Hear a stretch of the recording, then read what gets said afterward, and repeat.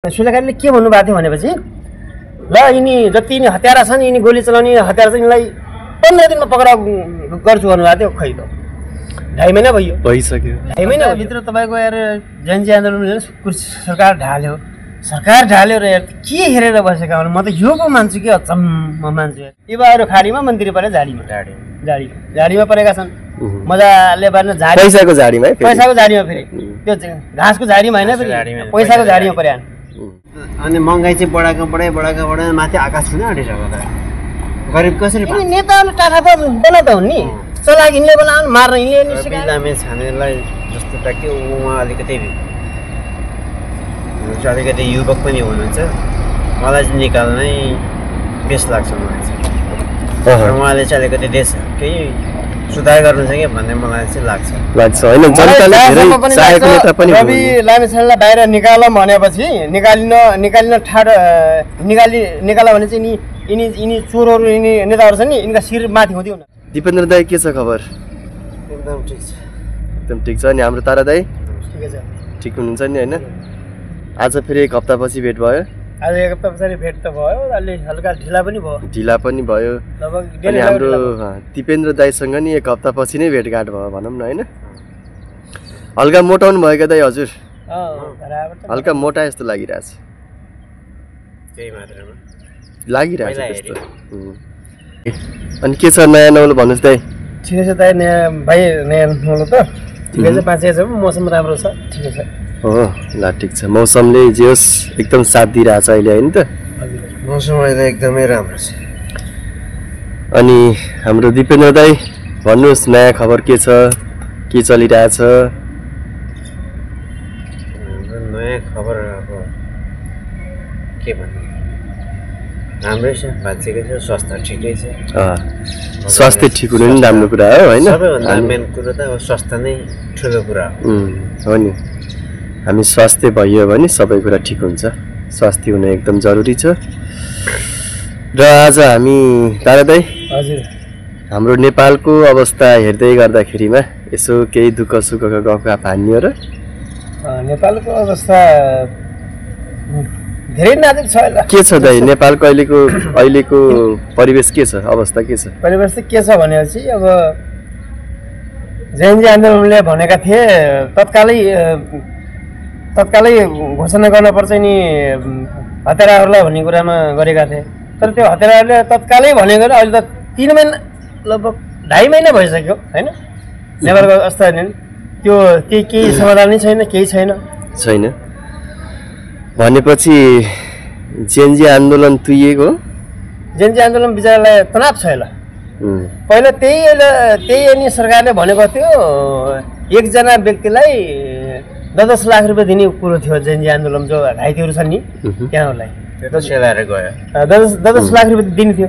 फेरि के भन्नुभयो भनेपछि त्यहाँको हाम्रो नेपालको सरकारले के भन्यो भने चाहिँ फेरि 5 लाख रुपियाँ थपेको अरे है। मैले त्यो खबर सुनेको 5 लाख रुपियाँ 5 लाख रुपियाँ अरू थपेको अरे 15 लाख रुपियाँ दिने अहिले 15 लाखमा अहिले 1 रुपियाँ दिएको छैन अहिलेसम्म। भनेपछि जेनजीले राहत पाएको छैन? राहत पाएको छैन। न राहत पाएको छ न उसले पाएको छ। किन हतियारहरूलाई सजाय पनि भएन नि त? सजाय पनि केही भएको। अनि शेरबहादुर देउबा र आजु राणा त उपचारको लागि सिङ्गापुर पुगिसकेको अवस्था छ फेरि अहिले? नाटकै हो। तिनको खासै तिनको दबाई गर्ने उपचार होइन। त्यतिकै तिनीहरू त के भाग्ने प्लान हो? बहाना हो एउटा। त्यो हाम्रो त्यो नेपालको त्यो जनताहरूलाई आँखा त्यो छल्नका लागि बहानै बनाएको। त्यसलाई के भएको थियो? किन हस्पिटलमा नेपालमा हस्पिटल छैन र? मजाले छ नि नेपालमा। के हस्पिटल नेपालमा छ? सारा नेपालीले चाहिँ जनताले चाहिँ नेपालमै उपचार गर्दा पनि हुने। तिनीहरूलाई उपचार नेपालमै नहुने कस्तो रोग लागेछ? नेपालमा उपचारै नहुने? पैसा धेरै भएर त्यही त हो नि। त्यही त जनताहरू कतै यो भाग्ने बाहना त होइन नेपाल देशबाट? स्वतन्त्र लाग्छ मलाई यो आर्जु राणा र शोभा देवालले सायद बाहनै बनाएको हो नि बाहिर जाने बाहनै हो यो। अब नेपालमा बस्ने स्थिति छैन। जानु पर्यो। आगो छ महल भनेर। के छ दाइ तपाईँको यसमा भने? आर्जु राणा अनि शेरबहादुर देउबालाई चाहिँ नेपालमा उपचारै नहुने रोग लागे। कस्तो रोग लागेछ यिनीहरूलाई? नेपालमा उपचार नहुने कुन चाहिँ रोग छ? सबै रोग भएर अब के भन्छ तपाईँको नेपालमा सबै उपचार हुन्छ सबैको क्यान्सरको छ टिबीको छ नेताहरूलाई मात्रै नेपालमा उपचार किन हुँदैन के सारा जनतालाई नेपालमै उपचार हुन्छ जनताको पैसा अब खाएको हुन्छ अनि उनलाई पैसा अब कहाँ फालम भन्ने हुन्छ धेरै धेरै बैङ्कमा फेरि राख्यो भने ट्याक्स भर्न पर्छ बाहिर जान्छन् घुम्न जान्छन् एसआरएम गर्छन् त्यही त हो नि नेपालमा राम्रो पिकनिक त प्रत्यारोपण भइरहेछ भनेदेखि अनि त्योभन्दा ठुलो रोग अरू के छ हाम्रो नेपालमा के छ भनेपछि राम्रो एउटा जनताहरूलाई केही दिउँ ऊ भने नेताहरूको सोचमा छैन अनि सिङ्गापुरै जाने अनि अमेरिकै जाने डलरै जाने घुम्ने फिर्ने हगाहरू एसआरएम गर्ने त्यही त हो नि किनभने पैसा धेरै भयो भने चाहिँ कर तिर्नु पऱ्यो नि त हामी जनताको ट्याक्सबाट उठेको छ नि त उठेको छ पैसा उडाएका छन् अब घरभरि पैसाको गोदाम बनाएर राखेकै छन् सुरुङ बनाएर होइन नक्कली नोट भन्दै राखेका छन्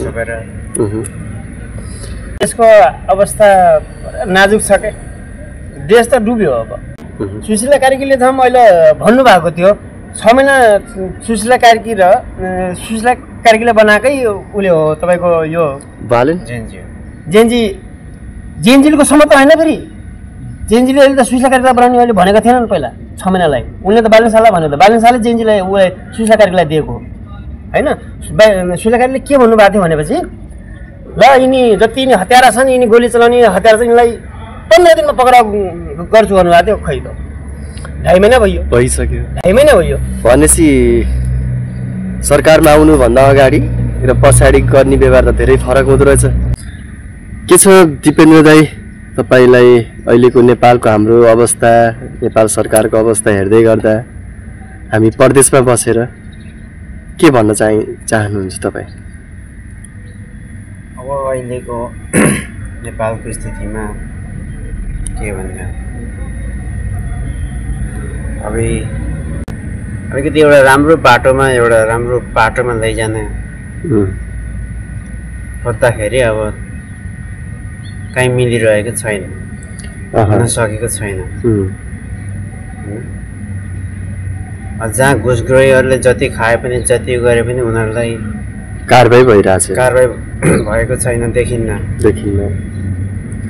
यो कारबाही गर्न नसक्ने कस्तो खालको सरकार हो फेरि हाम्रो कारबाही गर्न नसक्ने यो अब जो जति खाने यताउता गर्नेहरूले चाहिँ झ्याप पक्रेर हाल्नुपर्ने हो तर अब जो अलिक छ गल्ती बिनाको अलिकति एउटा केही गर्छु भन्ने अगाडि बढ्न खोज्छ उसलाई आउनु दिँदैन बढाउने भन्नेहरूलाई बढ्न दिइरहेको छैन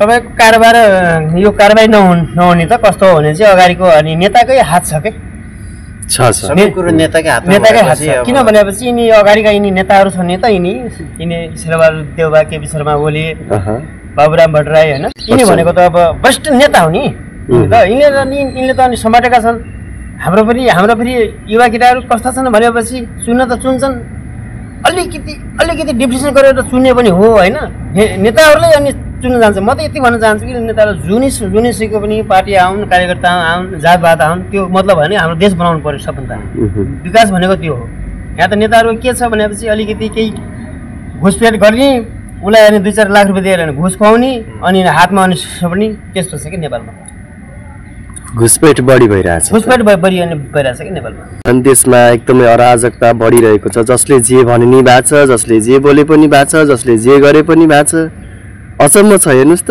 कस्तो अचम्म कसैले के भनिरहेछ 24 घण्टाभित्र तपाईँको यार जनजी आन्दोलन सरकार ढाल्यो र यार के हेरेर बसेका हुन् म त यो पो मान्छु कि अचम्म मान्छु यार यस्तो यार त्यही त 24 घण्टाभित्र सरकारै ढाल्दियो यो त एउटा इतिहास हो नि त होइन यो त इतिहासै अनि इतिहास रचेको होइन तर इतिहास रचेर पनि नेपालमा बन्न सकेन के कारण हो कस्तो हो जनताहरूले चाहेपछि सबै चिज हुन्छ जनताहरूले म यति भन्न चाहन्छु नेता अघि नजाउन् जनता लाटो छैन जनता बाटो छ हैन अहिलेको जनताहरू लाटो छैन जनता त लाटो छैनन् तर म के भन्न चाहन्छु भने राम्रो देश बनाऊ हैन कुनै पनि अब म त अब जनताहरूले पनि अब बुझ्नु भयो तपाईँ हामीले बुझ्नु पनि पर्छ यिनी कुराहरू राम्रो हामीले घुसपेट नखाएर होइन हाम्रो नेपालमा के छ भने चाहिँ एउटा सानो एउटा भाग सेकेन्ड चुनाव आयो भनेपछि घुस दिएर मासुमा बिक्छ के त्यही त सत्य हो मासुमा एउटा मासु र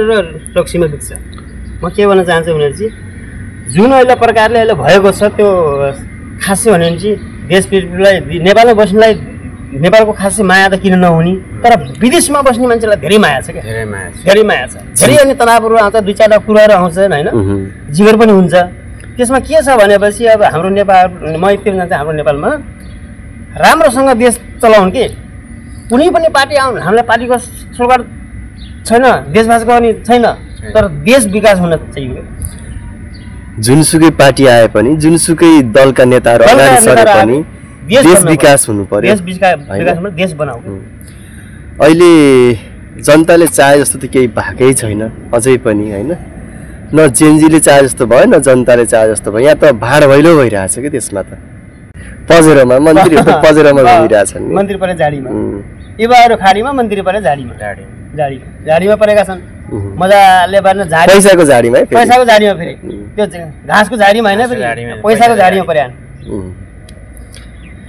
भनेपछि देशलाई माया गर्ने नेताहरू चाहिँ छैनन् हैन त मलाई अब ठुलो आश हेर्नुहोस् बालेन आएको थियो जनताको के जनतामाथि धेरै त्यहाँको जनताको त्यहाँ जो त्यहाँले जनतालाई भिजन देखाउनु भएको थियो आश देखाउनु भएको थियो आशभरि सबै मर्यो जनतामा जेनजी आन्दोलन पछि चाहिँ सेल आयो कहाँ जानुभयो बालेन शाह पनि कहाँ जानुभयो के हो कडा कानुन अनि ल्याउँछु एक्सन लिन्छु भन्नुभएको थियो त्यहाँले त बालेन शाहलाई त के भन्दै थियो भने चाहिँ जनताहरूले मन्त्री बनाउनु थिए प्रधानमन्त्रीको उसमा अनि चुनेका थिए खै अहिले त कसलाई दिनुभयो सुशीला कार्कीलाई उही 17 वर्ष पुगेको बुढीलाई यस्तो बुढीले देश चलाउन अनि सक्छ रवि लामिछानेलाई बाहिर निकालेर प्रधानमन्त्री सायद 50-50% छ है जनताको पुरै त छैन 50-50 छ बनाउने र नबनाउने 50-50 मा छ जहाँसम्म लाग्छ बन्नुहुन्छ भने चाहिँ सायद त्यहाँलाई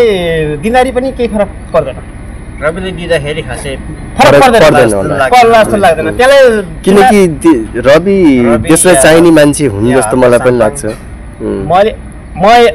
मैले एउटा तपाईँलाई म प्रश्न चाहिँ रवि लामिछाने भनेको पैसामा भोको मान्छे पनि होइन पैसामा त्यत्रो अमेरिकामा एउटा ग्रिन कार्ड पाएको पनि मान्छे हो होइन 2-4 लाख उसले निस्क्यो भने कमाउँथ्यो होला होइन पैसा त 2-4 लाख रुपियाँ कमाउँथ्यो होला नेपालमा केही गरौँला र केही ठुलो मान्छे बनाउँला र जनताहरूलाई केही गरौँला भन्ने अगाडि बढेको त हो बाहिर आएर अनि मन्त्री बनेर जनताको मन जित्नु पर्यो जनतालाई माया दिनु पर्यो देश बनाउनु पर्यो के यो अहिलेको नयाँ सरकार आएको के फाइदा भयो नेपालमा खासै नेपालमा भएको जति पनि महँगी कति महँगी बढिरहेछ त्यो महँगीलाई टाउन गर्नु पर्यो नि हाम्रो नेपालका सरकारले एउटा सानो गठन आए पनि अनि महँगाई चाहिँ बढाएको माथि आकाश छुन आँटिसक्यो त गरिब कसरी बाँच्छ हामी त्यही त मैले भन्दैछु तपाईँ हामी भनेको एउटा गाउँले हो खेती किसान गर्ने मान्छे त्यही त हामीले बुझ्नु पर्यो अगाडि बढ्नु पर्यो यिनी अब नेताहरूले हामीलाई अनि टाढाबाट बनाउने नेता त हो नि थाहै थिएन हामीलाई सही हो यिनी नेताहरूले टाढाबाट बनाउँदा हुन् नि चलाक यिनले बनाउनु मार्न यिनले नि सिकाए यस्तो हो नि त हामीलाई घरमा बुवा आमाले जे सिकाउँछ छोराछोरीले त्यही सिक्ने हो त्यस्तै त हो नि त्यस्तै भन्दा स्कुलमा टिचरहरूले जे सिकाउँछ विद्यार्थीले त्यही सिक्ने हो त्यस्तै भयो नि त अब नेताले जनतालाई जे सिकाउँछन् जनताले त्यही सिक्ने हो स्कुलमा केटाकेटीलाई पढाइ केटाकेटा भनेर उता तास खेल्न बस्छ त्यो विद्यार्थीले त्यही सिक्छ हो कि रवि लामिछानेलाई जस्तो कि उहाँ अलिकति युवक पनि हुनुहुन्छ मलाई चाहिँ निकाल्नै बेस लाग्छ मलाई चाहिँ उहाँले चाहिँ अलिकति देश केही सुधार गर्नु छ कि भन्ने मलाई चाहिँ लाग्छ होइन जनताले धेरै चाहेको नेता पनि रवि लामिछानेलाई बाहिर निकालौँ भनेपछि निकाला भने चाहिँ यिनी चोरहरू यिनी नेताहरू छन् नि यिनका शिर माथि हुँदै हुनन् तपाईँले म यति कुरा त्यहाँले 2 महिनामा त्यहाँले भित्र त्यहाँलाई जेलमा हाल्छ लाग्छ मलाई किनकि रवि लामिछाने अहिले त शिर त बिचराको तल छ केही गरौँला भनेर आएको थियो नि त केही गर्न दिए त आखिरमा के गरे जेलमा गएर कोचे कसले कोच्यो जनताले त कोचे होइनन् नेताले हालेका हुन् तपाईँलाई जिल्लामा सबै रविकै पक्षमा छन् 75 जिल्लामा रवि पक्षमा किन भन्नुहुन्छ भनेपछि तपाईँको बालेन शाहलाई भर्खरै चिनेका हुन् बालेन शाहलाई चिनेका थिएनन् जनताहरूले योभन्दा 5-6 वर्ष अगाडि पनि रवि लामिछाने उसमा बोल्नु आफ्नै एउटा च्यानल खोलेर बस्नु भएको थियो देश विदेशमा रहनुभएका दाजुभाइहरूलाई उद्धार पनि गर्नुभएको थियो धेरै ठाउँ गर्नुभएको होइन उद्धार पनि गर्नुभएको त्यही भएर जनताहरूले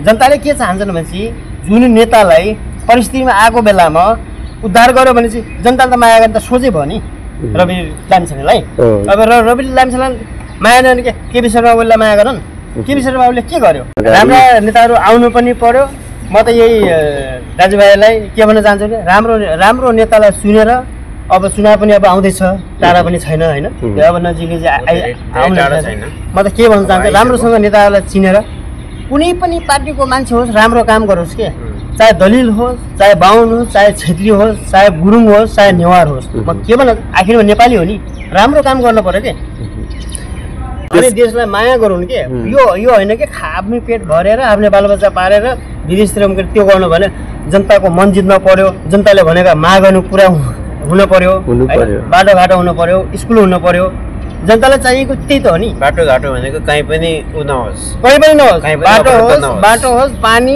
बिजुली स्कुल अनि व्यवसाय त्यही त त्यसमा हस्पिटल पनि चाहियो नि त्यो त भने व्यवसाय भनेको जनतालाई चाहिने मैले भने बाटो स्कुल हस्पिटल पानी बिजुली यति चाहियो कि अनि रोजगारी चाहियो जनतालाई रोजगारी हुन्थ्यो भने अर्का देशमा खाडी मुलुकमा आउनु पर्थ्यो र किन आउनु पर्थ्यो अर्का देशमा नेपालमा केही नै छैन व्यवसाय छैन